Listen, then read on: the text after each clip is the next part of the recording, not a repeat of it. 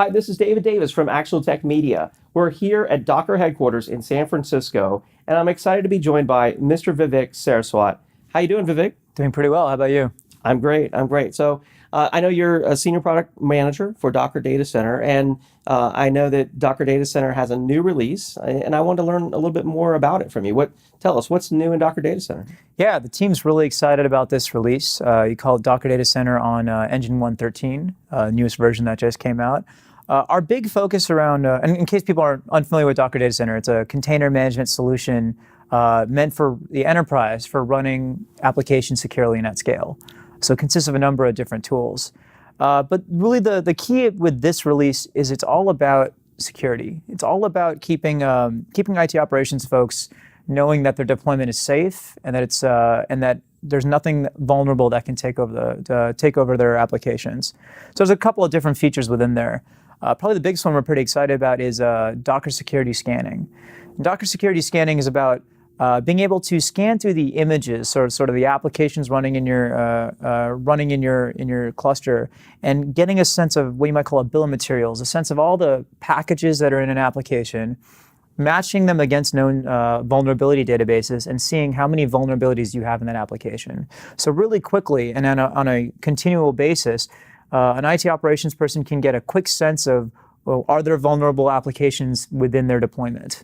So that's like one of the biggest things we're looking forward to. So just like, I know if you can download an iOS app, let's say, and it could have something malicious in it, potentially, but they try to prevent that. You can download a virtual machine, from the internet from someone you don't know, and it could have something malicious in it. So you're saying that this is there to help people from potentially having malicious containers of some kind. That's right. So really it's about taking a look through all that application code, finding not even just malicious code, but vulnerabilities that could later be exploited. That's right? True, yeah. Whether maybe there's a third-party package if you're a developer building an application, and then there's vulnerability in that package. So anything that could be exploited, it's trying to find that and help you learn about it so you can take the correct preventive actions. Okay. But actually, it goes even a bit further. So these databases get updated all the time. So maybe you already have applications and they don't have a vulnerability right now, but somebody finds one, then it'll go back and scan, and you can easily say again, oh, now I know there's vulnerability. So it's providing that continual protection from your cluster as new things are discovered in the wild. Very nice, very nice. So what else is new in the latest edition? Yeah, so keeping with the theme of security, another big integration into this newest edition of Docker Datacenter is secrets management. So one of the running questions we've gotten from a lot of Docker users is, how do I inject materials such as passwords or certificates or config data into a container without exposing that to other containers on the cluster?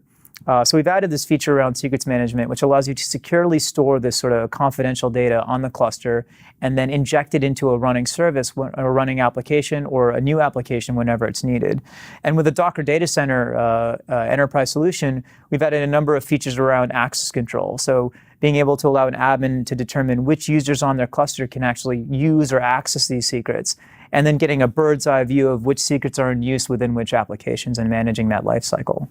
Very nice. Any other new features in the latest edition? Oh, there's so many. I don't know where to start. One of my favorites is around networking. So we have a feature called the HTTP routing mesh.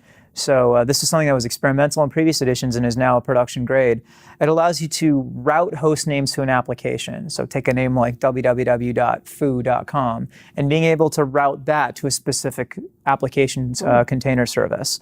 And then being able to do very complicated routing, this service goes to this container, doing things like sticky sessions, so you can always have a user session route to a specific container. And this is integrated directly within both the CLI and the UI of Docker Datacenter, fully protected by the same access control mechanisms we discussed earlier. Very nice. So tons of new features in the latest edition.